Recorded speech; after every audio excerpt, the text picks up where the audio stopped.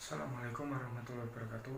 Pada kesempatan yang baik ini, marilah kita panjatkan puji syukur kehadirat Allah Subhanahu wa Ta'ala, yang mana telah memberikan kita nikmat dan hidayahnya sehingga kita dapat berkumpul dalam keadaan sehat tanpa kekurangan sedikit pun.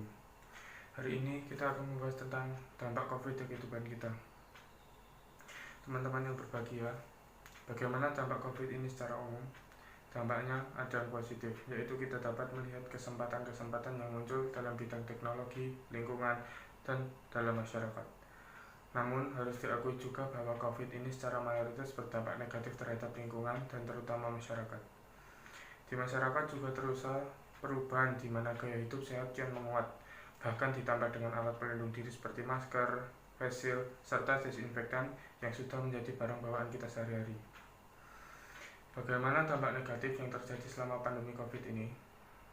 COVID telah memperparah kesenjangan ekonomi dalam masyarakat yang telah ada sebelum wabah ini terjadi. Mereka yang sebelumnya memiliki kehidupan dan pekerjaan yang rentan, semakin tidak pasti penghidupannya semenjak wabahnya COVID ini. Pemerintah tidak dapat memberikan bantuan yang berarti untuk mereka yang terdampak. Banyak sekali yang kehilangan pendapatannya maupun pekerjaannya dan tidak bisa menafkahi keluarga maupun dirinya sendiri. Tersedianya teknologi untuk membantu masyarakat di masa-masa sulit seperti ini belum tentu dapat diakses oleh semua masyarakat. Sebagai contoh, teknologi medis seperti rapid test dan PCR yang telah direkomensiliasi secara besar-besaran oleh institusi medis. Maka mereka yang ingin menjaga kesehatannya harus mampu secara ekonomi untuk menjaga kesehatannya. Contoh lain, dalam perihal pendidikan, pemerintah mewajibkan belajar melalui daring, suatu keputusan yang bagus untuk mengurangi penyebaran virus ini.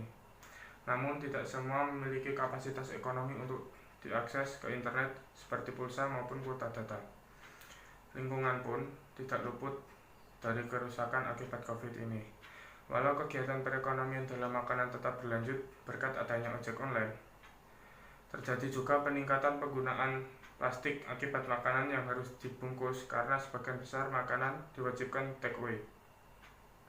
Sekali lagi, COVID ini hanya menunjukkan betapa lalainya pemerintah kita terhadap kesejahteraan masyarakatnya.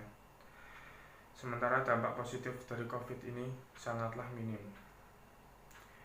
PSBB hanya berlaku sementara dan tidak ketat pemberlakuannya. Maka polusi, asap dari kendaraan maupun industri masih terasa sebelum COVID ini terjadi. Sekian dari saya. Bila ada kekurangan mohon dimaafkan. Wassalamualaikum warahmatullahi wabarakatuh.